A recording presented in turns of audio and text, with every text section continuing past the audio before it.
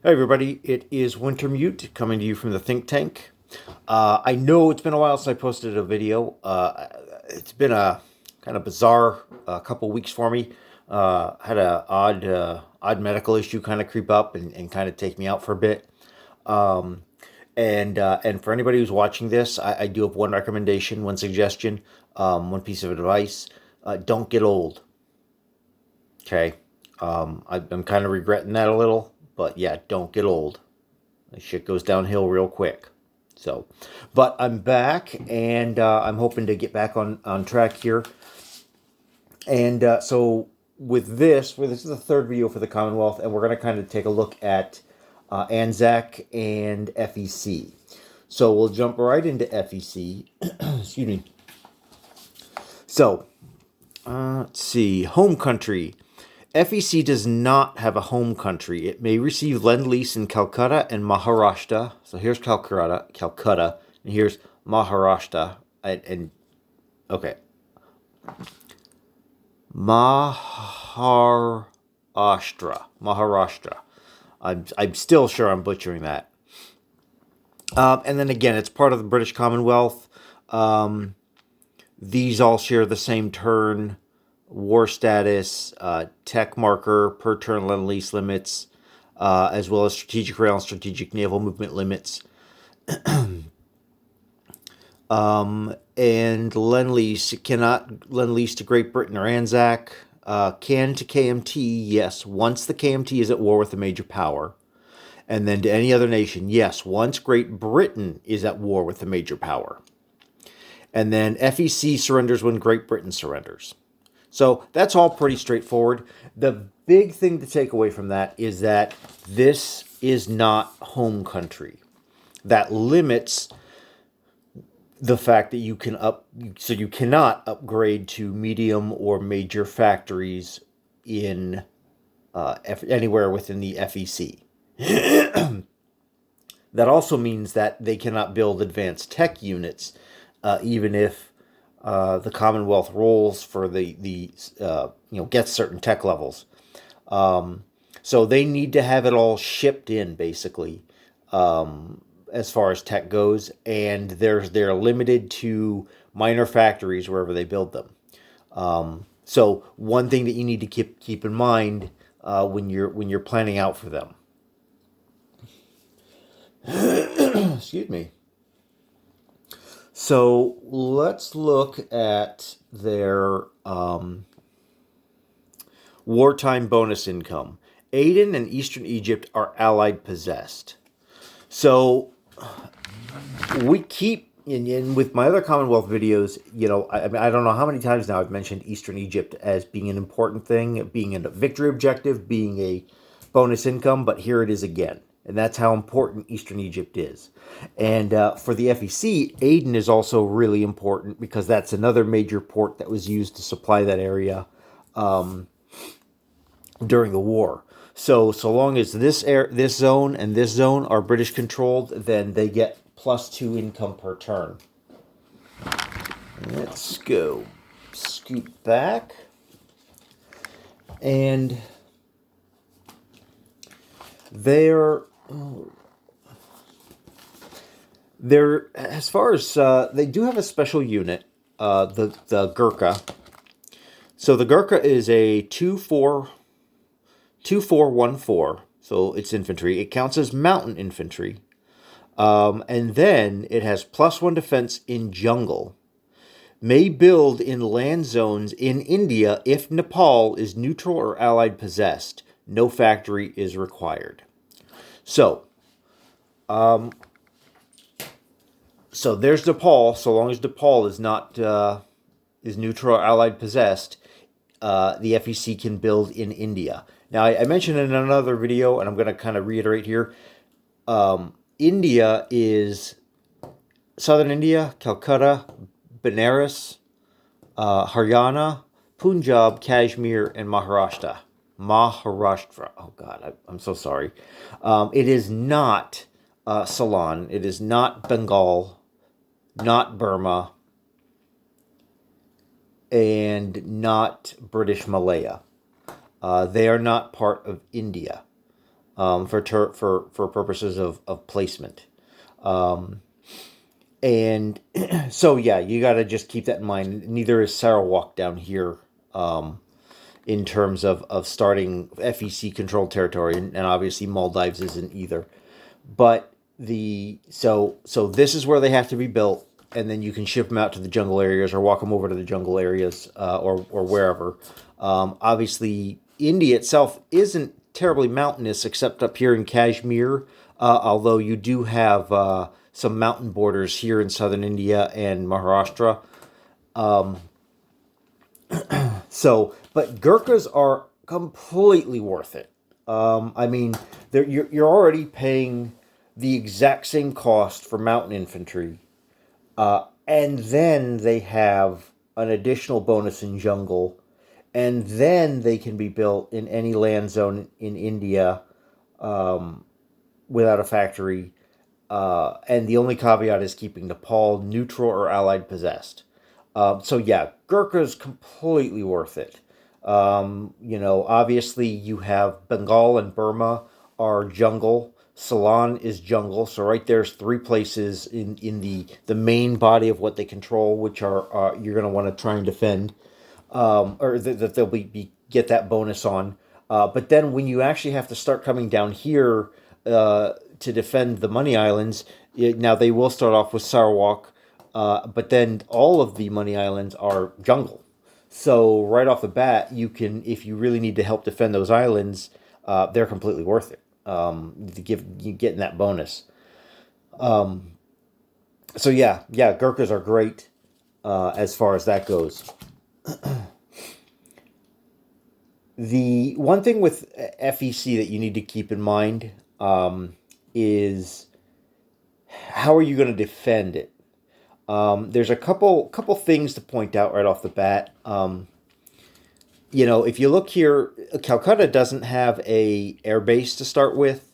They don't really have a whole lot there to start with as far as units go either.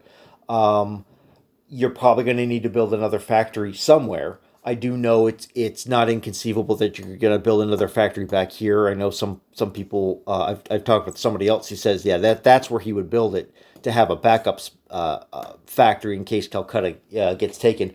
Because keep in mind, it's not that hard for Japan to go, I'm just going to condense my forces and I'm just going to take Calcutta this turn. A lot of the things that save India is that's not always the best choice for them. They have to kind of go, I want the Money Islands, I want this, and FEC never gets knocked out of the war until you actually take until Britain surrenders. So there really is no way to knock FEC out other than taking all their land territories.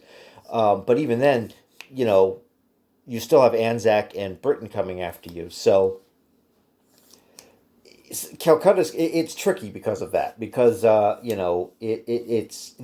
kind of one of the things is Japan has other things that it's higher on its priority list, although eventually they're going to want to come after it, but hopefully by that point you've got things set up and reinforced in a way that's going to make life hard for them.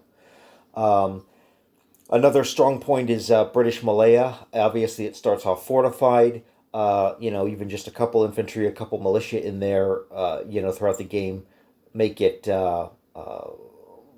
defend it well.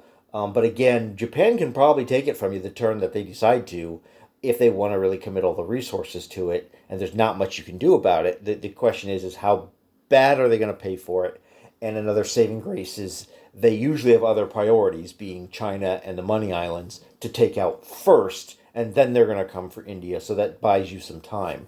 But they could always decide, you know what, I will take the Money Islands later at my leisure, but I'm going to knock the combat capability out of the FEC early, knock down their fleet, take some of their territory, break them a little, even if they don't necessarily hold everything, if the FEC kind of gets neutered in a way that they're not going to bounce back quickly, then Japan can just start kind of sucking up the Money Islands. And kind of in a backwards way of doing it. It's an option for Japan, but it's also something that India has to think about. But it's difficult for them to do anything about it. Um, so that's one thing to kind of consider with the FEC is, you got to just look at the map and decide where and how you want to defend, where and how you want to commit your resources, how much you need to keep in India, and how much you want to keep on those islands to keep, hopefully at least sucking up Japanese troops and losses on their way to India. And there's just it's not an easy thing to kind of just say, oh, okay, we'll do this, because then you got to really look at the map and look at the way the map is laid out and the sea zones are laid out and how quickly can Japan get to you and how many turns away are their transports and do I want, and then on top of that, the more strategic stuff is, do I need to build an airbase in Calcutta, or is keeping just using this airbase in Ceylon the better bet? And this airbase in Ceylon makes sense in the real world because it projects their air power into, if you look at it, their air power is adjacent to these two zones. It's much easier to get. It's kind of pushes out some of their range this way. In game terms, it's kind of out there and a little harder to defend because of that. But you have one that can scramble into this zone for sea battle and stuff like that. So do you reinforce this and put your airplanes here, or do you build another one here in Calcutta so they can rise up or at least get that movement bonus? There's some weirdness that the FEC, because it's such a, you've got India and Burma, but then you've got all these islands out here, including Sarawak right from the beginning, and then Hong Kong over here, which are important for them to keep. But how do you keep it? Do you just throw troops there, or do you try and do something a little more tricky? And there's no easy answer. You just kind of got to play. Hopefully you have some idea of how your Japanese player will think, so you can kind of anticipate what they're going to do. But it's never, that's never an easy thing. So that's kind of FEC. We're going to take a look at Anzac now. And I'm going to scoot this around a little. So, Anzac, home country. All land zones in Australia and New Zealand are Anzac home country. And again, just as with the FEC, they're part of the British Commonwealth.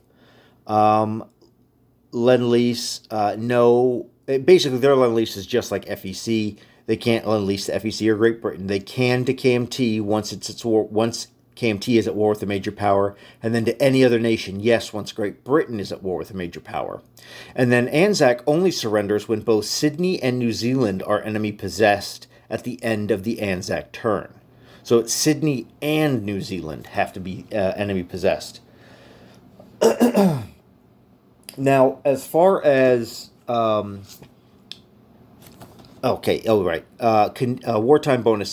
wartime bonus income. There are no enemy surface warships within 2 Z zones of Australia. So that's not an easy thing to get to, because it's so easy for Japan to just keep a couple units nearby to deny that to you. And odds are they're just going to be there anyway, because they're probably going to be protecting the many islands or taking the money islands or moving from point A to point B. Because if you count 2 C zones out, basically it's like all of this would need to be, let's see, 1, 2, 1, 2. Yeah, so like all of this would need to be completely clear of an enemy warship.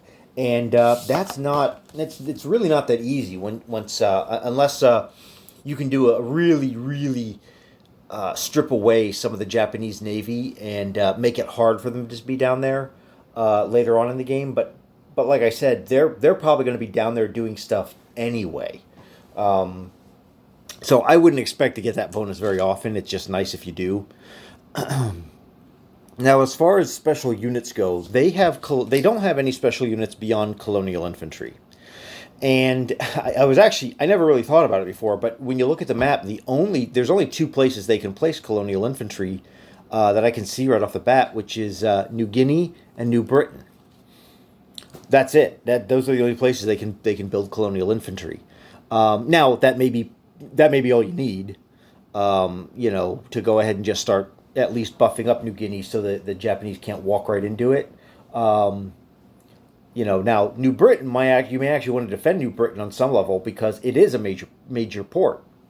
So maybe you do want to at least make the Japanese have to come in and fight for it rather than just kind of letting them walk in with one infantry on a destroyer on a whim.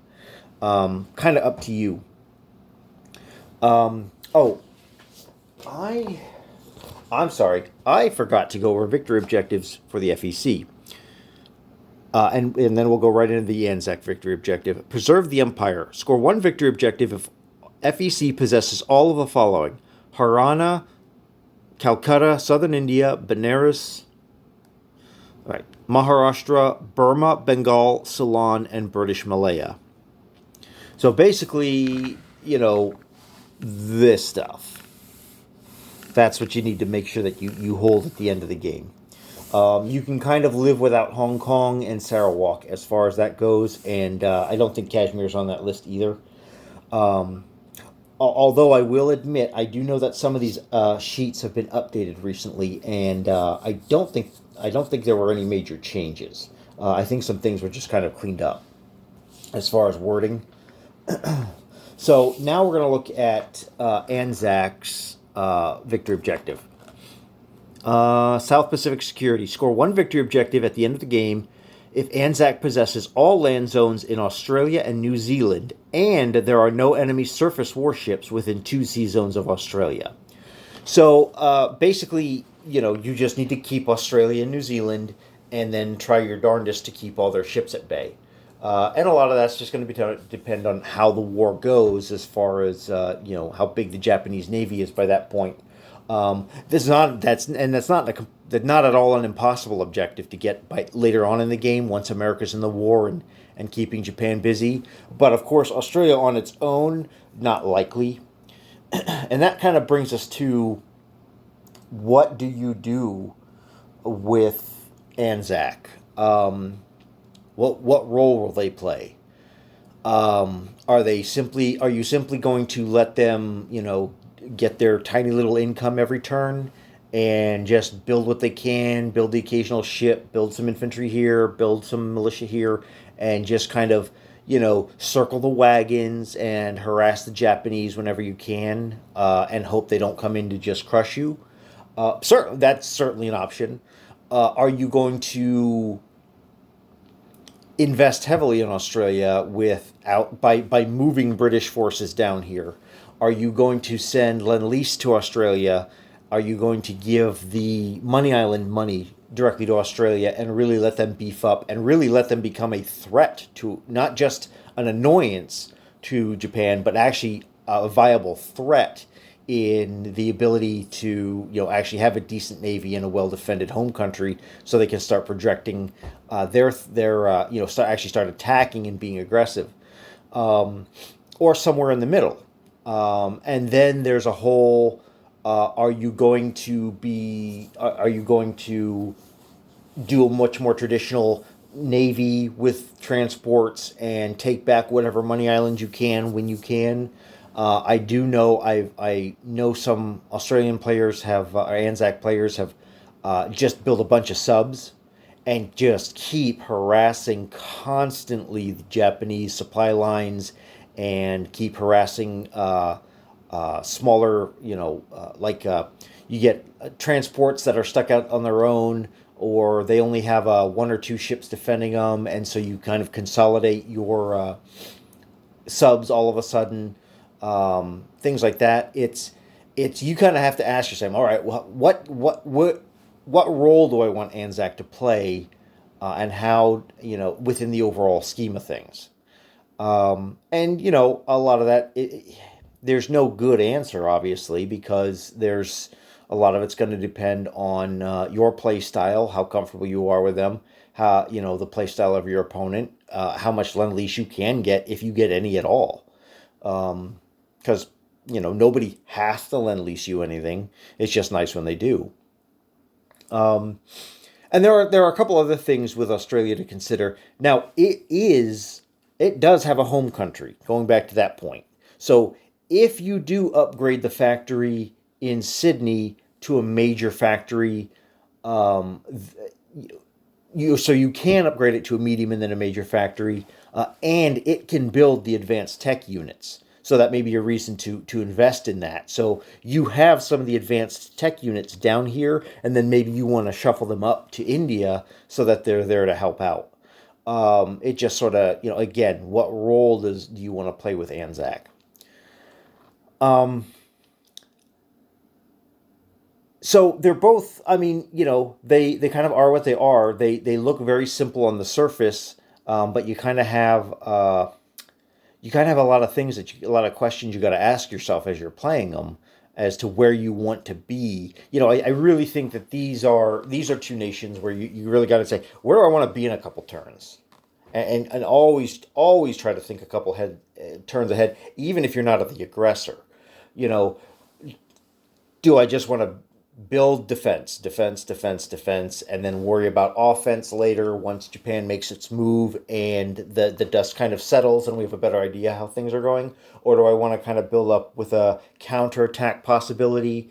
How do I want to move in resources from Britain over here? Do I want to strip these two nations and move them over to Britain and help reinforce that? That's an option too. So it's yeah, there's no definitely no clear cut way to play them other than naturally they're the allies, they're on the defensive right away. So you have to keep that in mind. Now I'm going to do one more video for the Commonwealth, kind of in as a general thinking of all three together. Um, that's going to be my next video. I don't know when I'm going to be able to get videos up. It's going to be a little erratic. My schedule at work is getting a little, possibly going to increase a little bit here soon. And I'm just now kind of feeling better and have more energy to kind of pull stuff off and get stuff done. So, but hopefully I'll get back into the rhythm of things here soon, and I can, because I enjoy this series. I really do. I enjoy talking about stuff like this. There's so many videos I want to kind of make and kind of talk about and just brainstorm about and hopefully get feedback on. But I definitely, my priority is to finish this series and then we'll kind of go from there. But I don't know how long it's going to take to get the next, finish it and be just like, I just have to kind of play things by ear. And as I said before, I'd rather quality over quantity. I'm not just going to sit down. Actually, this is the second time I made this video because the first time I made it, I was just got off work. I was exhausted. I was a little brain frazzled because it was kind of a tough day, but I just got to get this video done. And by the end, I'm just like, oh, that was terrible. Just terrible video. I was all over the place. So I'm like, you know what? I am not posting that. I'd rather wait a couple weeks, recollect myself, and kind of come back at it and kind of go from there. So yeah, that's we'll just have kind of wait and see how the schedule works out. And then, like I said, the next one is going to be the Commonwealth across the board. I want to kind of talk about some ideas with that, some things to take into consideration. And yeah, so with that in mind, this is Wintermute signing off.